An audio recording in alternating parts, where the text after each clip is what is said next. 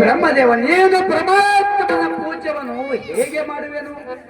ಮಾವನವರೇ, ನೀವು ಹೇಳಿದಂತೆ ಮಾಡುತ್ತೇನೆ.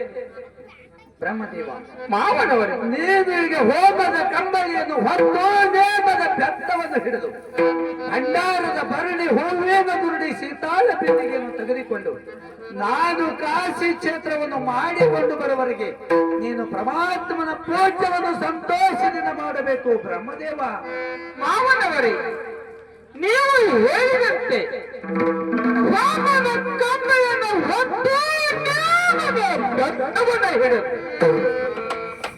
ಭಂಡಾರದ ಭರಣಿ ಹೂವಿನ ದುರಡಿ ಸೀತಾಳ ಬಿಂದಿಯನ್ನು ತೆಗೆದುಕೊಂಡು ನೀವು ಬರುವವರೆಗೆ ನಾನು ಮಾವನಕ್ಕದ ಸಂಭಾವನೆ ಸೇವೆ ಸರಿಯಾಗಿ ಮಾಡುತ್ತೇನೆ. ಮಾವನವರು ಇದಕ್ಕೆ ತಮ್ಮ ಆಶೀರ್ವಾದಬೇಕು. ಮಾವನವರೇ, ಸಾಕು ಬ್ರಹ್ಮದೇವ, ಹೋಗಿ ಬಾ.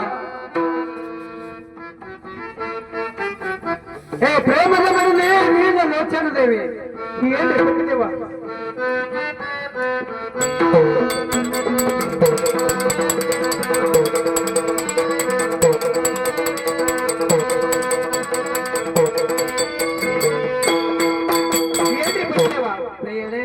ನಾವಿಬ್ಬರು ಕೂಡಿಕೊಂಡು ಬ್ರಹ್ಮದೇವನಿಗೆ ಪರಮಾತ್ಮನ ಪೂಜೆಗೆ ನೇಮಿಸಿದಂತೆ ಆಗಿರುವುದು.